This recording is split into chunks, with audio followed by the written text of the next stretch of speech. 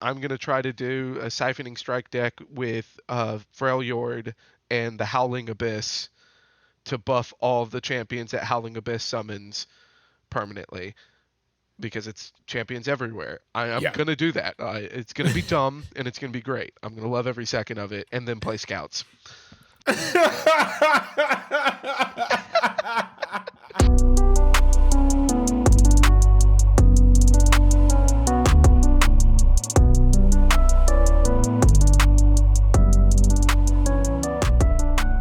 Welcome to Casuals of Runeterra, episode 35. I'm your host, Ryan, here with your other host, Hetch. That's right. It's your boy. It's Hetch, conductor of the hype train. Let's go! Hype, I honestly wasn't expecting that. I gave you no warning. I know, but we're here. We're back, as usual, as expected, on time, because these releases are rolling, man. We have no time to relax. Absolutely no time to relax. And I can't be more thankful because that's just more fuel for the hype train. Housekeeping up top. You can listen to us everywhere. Follow us on Twitter to keep up to date on episodes. That's the best place to follow us. That's at Podcast Core. And that's P-O-D. Why am I spelling it out? What the hell? All right. So podcast is spelled P-O-D.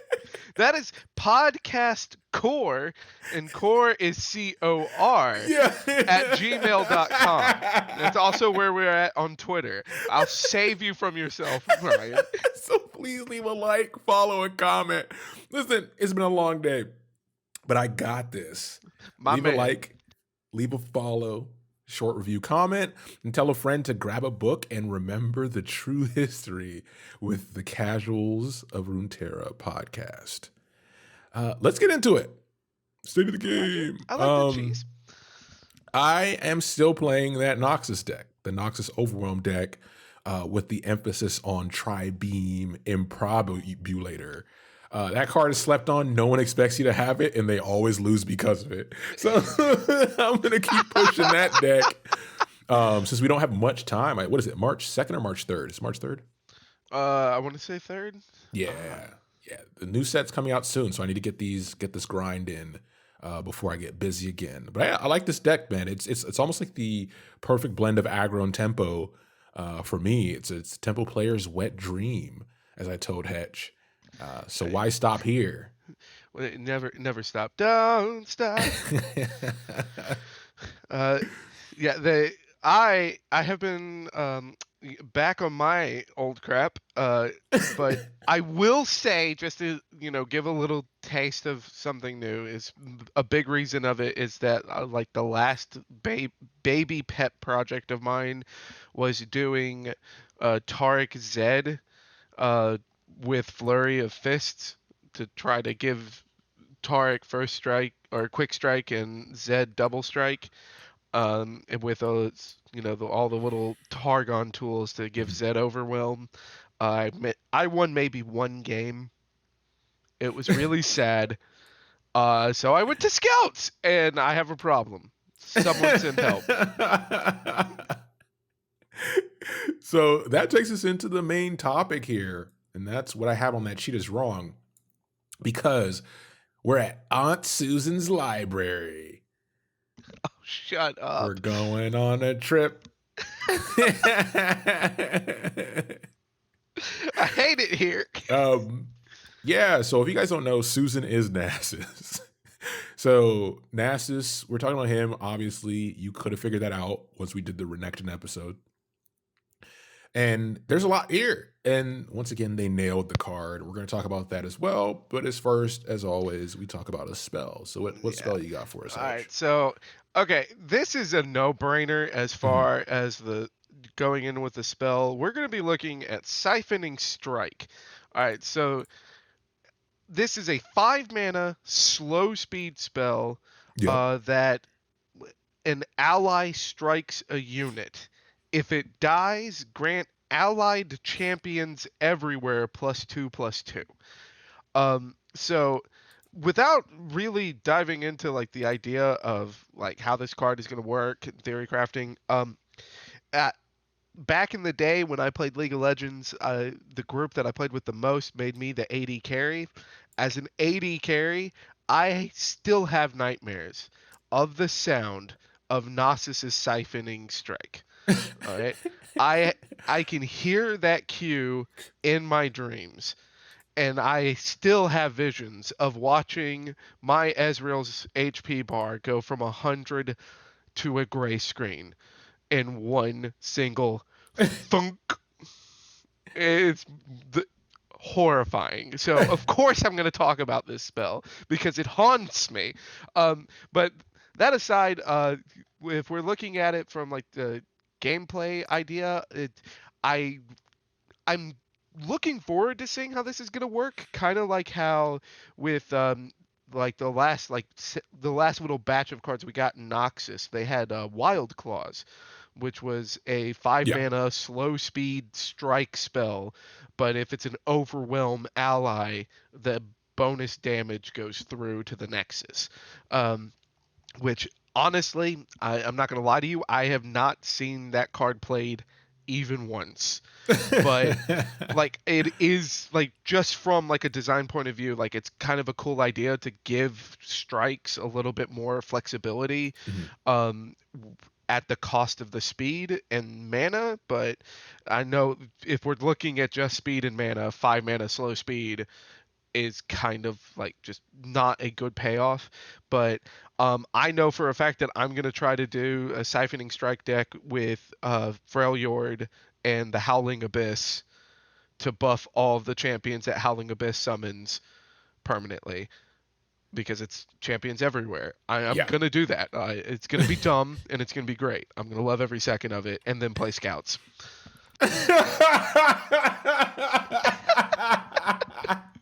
The sad truth. Uh, So no, yeah, Siphoning Strike is a cool card. The buff everywhere is a concept that obviously you see in like Freljord, or places where it's buff your deck so that every subsequent play is more strong, right? You're essentially you're pushing your deck along with the tempo. So it's a cool card. We'll see how it plays because it is at 5. If there's a way to cheat it out, maybe at some point that could be cool. We'll see what people come up with. yeah, like the cheating out. I think that's really gonna be like where we're gonna see this deck, that card either rise or fall. But if you haven't watched the the reveal trailer, they use a spell in it, Yeah. and it's the same sound. Uh, shoot us an email or hit us up on Twitter if you have the same nightmares as me. We'll start a support group. It reminds me of like the dog dying sound in WoW, in World of Warcraft. Ah! It's the most depressing thing. Anytime you kill a wolf or anything, doesn't matter how big the wolf is or how dangerous it is, they use the same like whimpering dog death sound, and it is disgusting. And it's not fair. It But makes you regret. Like, I know, right? fighting They know for what your they're doing. survival in WoW. So moving forward to the follower here, what you All right. got? So as for the follower, again, this is another like no-brainer because I think everyone got excited Yeah. looking at this card. The Oh, we're talking about get rampaging. excited? How dare you? How dare you? How dare you say that to me? So we're gonna look at the Rampaging Bakai. So Bakai. already this card is going to just be fun because it's a lot of fun to say, like Yeah. Rampaging It Bakai. reminds me of Bleach when they would say Bon Kai. Oh It was no! like the coolest thing Oh no! when I was younger. I'm gonna do that every time I play this card. I'm just gonna like hover my hand over my mouse.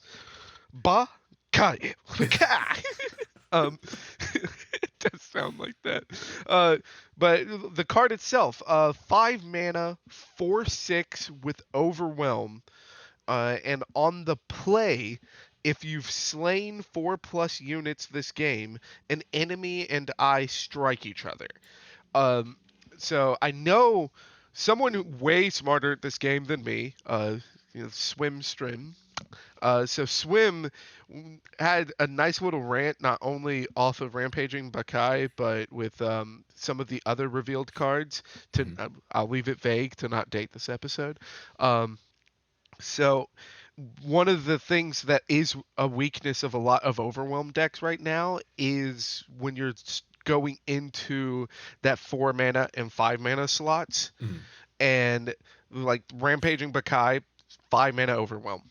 Like that's already like this is a good sign as far as if you're an overwhelm player or if you're looking at trying to play like Shurima overwhelm, Yeah. looking at cards like Renekton. Um, the other thing that's really nice with this is I'm gonna hate myself for doing this, but you're the co-host here, Ryan. I have to respect you. Yeah. The Rampaging Bakai's got a dumpy, you know. Uh, Big old dumpy. I'm gonna have to go to the church and repent. Yeah, but he's got Rampaging Bakai's got a big old dumpy. Like 4/6 stat line is Yeah. exactly what you want to see, especially if you have met the conditions to have it strike another unit. Yeah. Because then that's a 5 mana kill spell with a body. Yep. That's great. Like this card is I think is going to be seeing a lot of play, especially at the beginning. But I think it's going to be one of the ones that actually survives that initial hype phase. Yeah, one additional note is that the actual Bakai Rampage is a spell that's created by Raging Bakai, so it can be responded to on the stack, right? That's also an important fact there. Yes. For balance purposes. Yes, and I also like that with these because this isn't the only card that they've shown that has um like showing an independent card to go on the stack, Mhm. but the but all the cards that they've done that with, they have mana costs attached to them too, Yeah. which is that's going to be a nice quality of life change for new people coming in. So that way you have an idea of when cards like Nopify are Yep. going to be, It's a great point. something that you have to be afraid of or not. So, and the Bakai Rampage skill when it enters a stack is going to be 0 mana. So this Yeah. is something that Nopify can affect. Yep. It's a very good point. So let's get into it. Let's get into the story of Susan. So if you haven't listened to our last episode, how dare you? Who do you think you are? All right. Go listen to the Renekton episode. Yeah, but what he means is thank you for listening. We really do appreciate you, like, giving us a portion of your time to listen to us. Do you know who I am? My dad owns a dealership.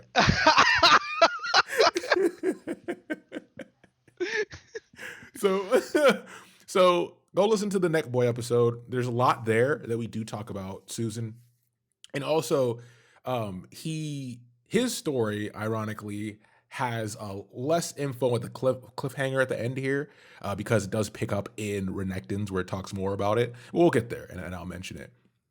So there'll be some references back and forth as we go through it. So to start off, Susan's a brilliant guy, right? A brilliant young man where we know Renekton was more the brawn of the family.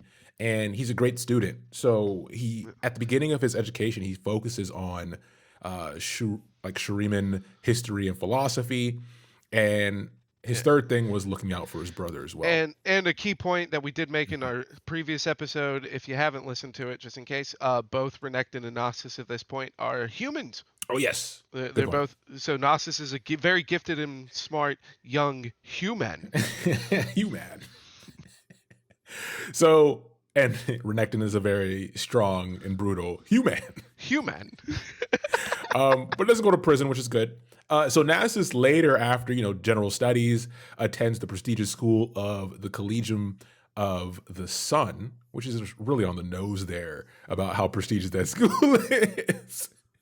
And he studies with the best teachers, obviously, to develop a strong knowledge of military strategy and logistics, which is kind of a turn for him. And there's some overlap on why both these points are important a little bit later on. But then he becomes, naturally, the youngest general in history because of his gifts in learning and how smart he is, combined with what he studies in this college. That's where he ends up. And the key thing here is, Nasus in this role, he's not the brawn, he's the brains, right? Like he formulates the plans to win. And he doesn't really take pride in the whole concept of war like you would expect a general to, because he understands its necessity for the current time they are. But he also wants there to be value instead of just winning, cities or land and stuff like that, and the spoils of war kind of per se. So one thing he focuses on is, he focuses on the ensuring the soldiers that are participating are fed properly, they're paid properly, they're treated well. And part of that is him later bringing his brother in as one of the youngest soldiers. Because I mean, actually, he's not even yet, because he's not even of age when he's brought into the military. He's actually like it's clout being pushed to get him out of the streets and into somewhere where he could be productive. And again, not go to prison. And not go to prison. So Renekton in this position also excels, right? With military brawn here.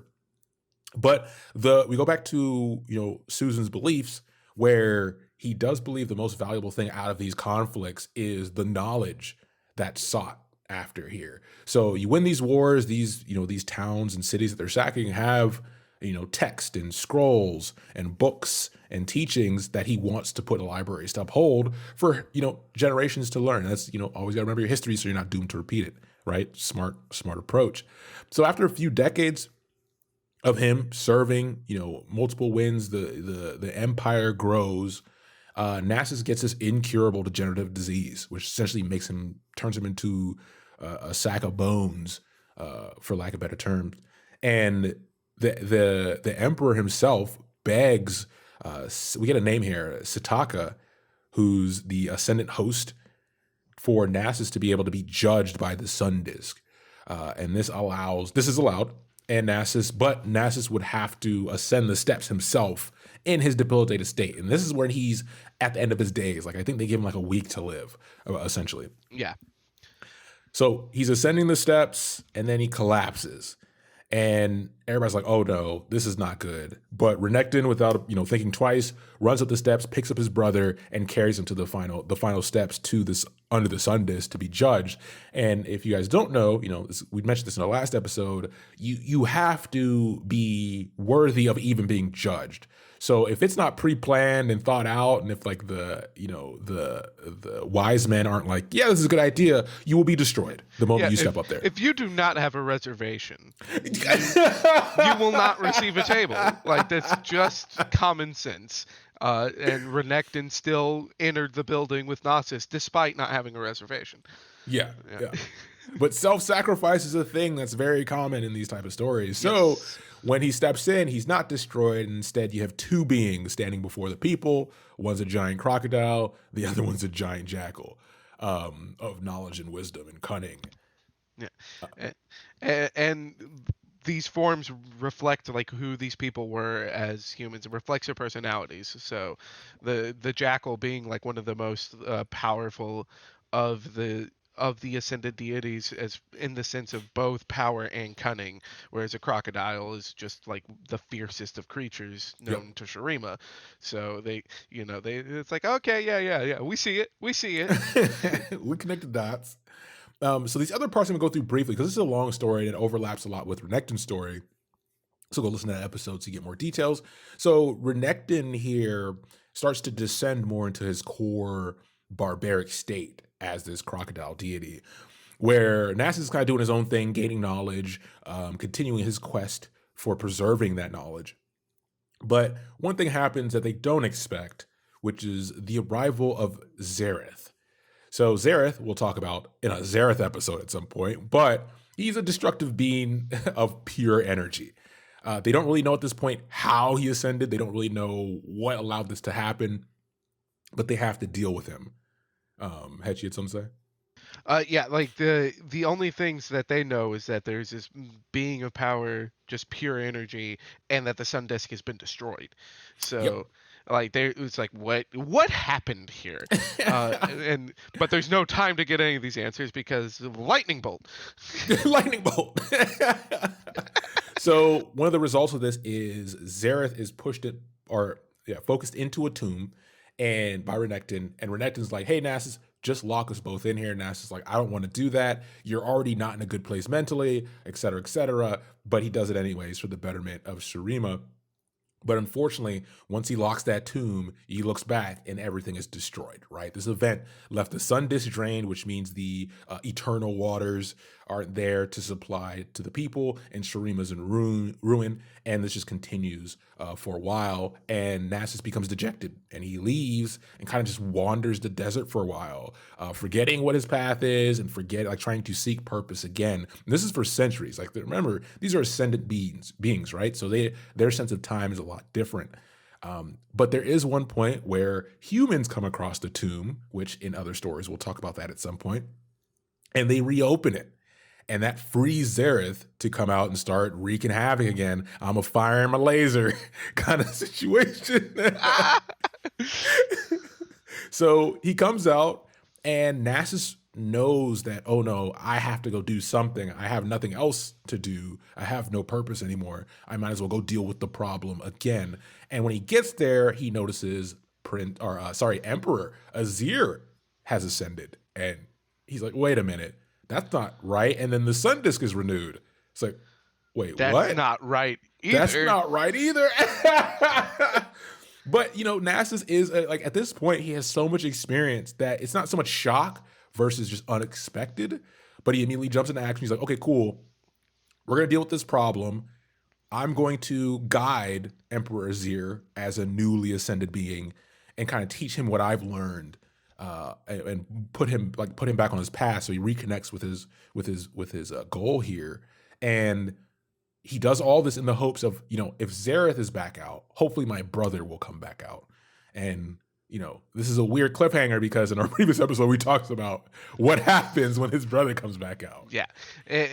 But it really does just kind of reflect on Susan's personality and his sense of duty, because even though it's like, hey, Azir's ascended, that's not right.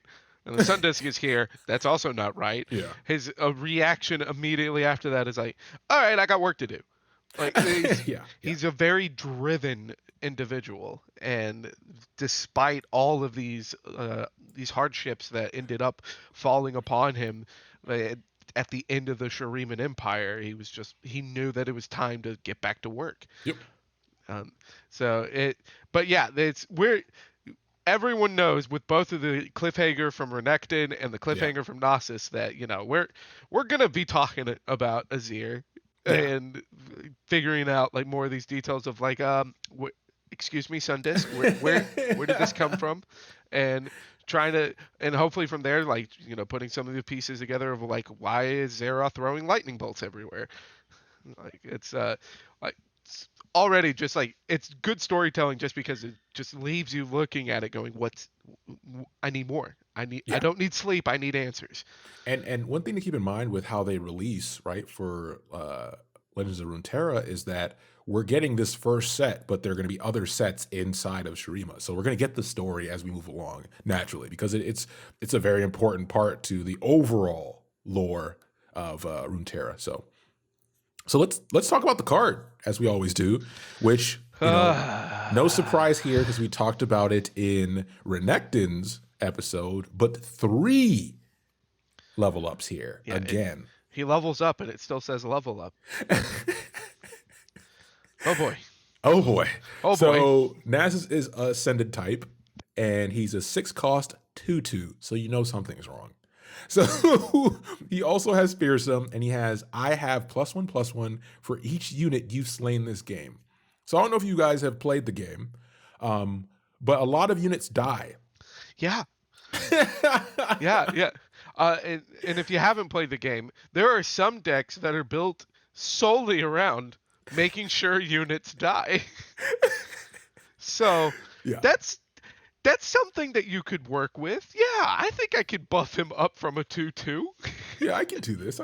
And it fits very well for people who haven't played League of Legends, where that's what Nasus does, is he farms minions, gets buff, and then punches you in the chest.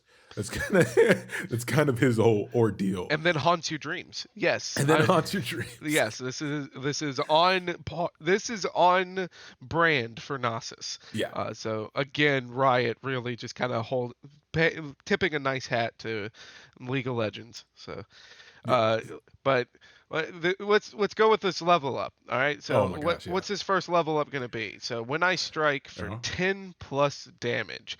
So can you kill 8 units? by turn 6? Oh, Yeah. probably. Yeah. Most Probably. And the thing about striking too is he doesn't have to deal that, like, you can strike something and not hit the Nexus and still deal that much damage, right? That's how the game works. So you get the level up, and he gets a +1/+1 from his level up. He still has the same ability where he gets more +1/+1 from slain enemies, but now enemies have -1/-0. Oh boy.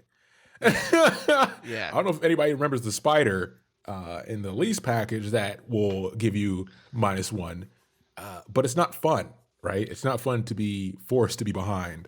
Yeah, especially when it's a fearsome unit doing this. So then Yeah. these 3 attack units that you were counting on to be chump blockers suddenly can't be chump blockers anymore. Oh no. And this is also like, this is unlike that spider. This is not an effect that happens off of the play. It's eternal. This just is stuck to Nasus. Oh, And then boy. the level up here is similar to Renekton's, where in order to level up the third time, the second time, you've restored the Sun Disc. So you have to have the Sun Disc, you restore it, and then he turns into a massive 10/10 statted creature, or +7 here. Plus, you still get the bonuses from slaying stuff. He still has fearsome, and enemies have -3/-0, which Just means stuck you win. to the body. Yeah, if which you means let that you happen, win. Yeah, you lost. You're not supposed to let this happen. That's the point. And we also neglected to point out that, like, with after the first level up, so both level 2 and level 3, he has spell shield. Yeah. So it's not even like, oh, I've saved this kill spell for Nasus. If he flips the one time, you have to save 2 answers for Nasus because he has spell shield. Oh boy, it's pretty ridiculous. Yeah, this card's gonna see play. People are gonna have fun with it. It's fun because once again, you get the 3 level ups. People are gonna try to do it, and it gives people the goal of trying to do the impossible within reason, right? Because they're gonna try to figure out ways to cheat their way through the deck, right? Or the deck archetypes that use Susan. So I don't know. I'm excited. I just want the set to come out. It's right around the corner. It's coming out during a week where I'm going to be very busy, which is unfortunate. But that weekend, I'm going to be a vegetable. I'm going to be playing this game. So, and not to mention too that like even with people trying to like play around and find ways to try to cheat this out, traditional card game stuff. A big thing to point out is that everyone is already putting together the synergies that Nasus is going to have with regions like Shadow Isles. And if you do that, if you play towards those synergies, you're not going to get the level 3 Ascended form. Because the Sun Disc has that clause in it that says if all of your cards are Shuriman. So that is like now getting to see like the Nasus and just how absolutely gut-wrenchingly terrifying he could be. It's like, okay, I feel a lot better about this whole Sun Disc clause because you're gonna have to work for it. It feels like it's meant for us, right? The more casual players to have fun and play with things, to do that. It feels like more of something that's there for a wink and a nod at, hey, how about another level up for you casual players that are gonna try to have more fun? Yeah, if they're not gonna give me alternate win conditions, I'll take this. Oh man! So look forward to Hetch playing all the Shuriman decks because I'm getting the Sun Disc, baby. And then you're going back to Scouts. And then 3 weeks of Scouts in a row. This takes misfortune save me. Yeah, so this takes us to our question of the day, as always. Question/challenge. It could be either one for Hetch here. Oh boy. And we're talking about Aunt Susan's library. So, what is your favorite book or series of books? And I know the answer to this. I don't think they do. I don't know. I actually don't know if you know the answer. Oh, let's see. I'll be honest if I do or not, but I'll go first as always. So currently, I'm really liking The King's Dark Tidings. It's good, but it's not my favorite. Like I'm gonna be honest with myself. It's very good. You all should check it out if you're into fantasy books. But I can't help but say the Forgotten Realms Legend of Driss series. It's just that series of books for me has been very impactful to from when they came out to the age I am now. Um, on my views on fantasy, on my, my hobbies involving that kind of stuff. Anything I look at lore wise, I always compare to it. The character of Drist is, you can't help but like him. The journey that they were able to drag out how many years, there's a formula there, but even with the formula, it's still a good time and you actually get to connect with those characters. So as somebody who grew up with the books, it's a very important series to me. So I have to go with that one. Yeah, I saw that coming. But luckily, the way that you answered it opened the door to where we can both be right, because currently, it is the Dresden Files by Jim Butcher. That no spoilers. I'm still reading the last two books. It's like it's so good. It is such a a very fun and unique take as far as writing essentially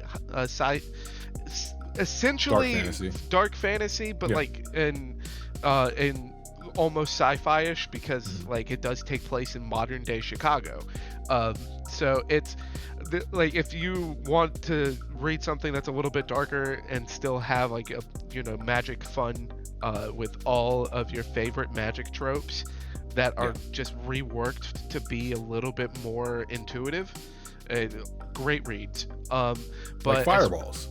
Like a good Fireball. But if I have to go with just my all-time favorite book series, it is going to be the Magic Kingdom for Sale Sold series by Terry Brooks.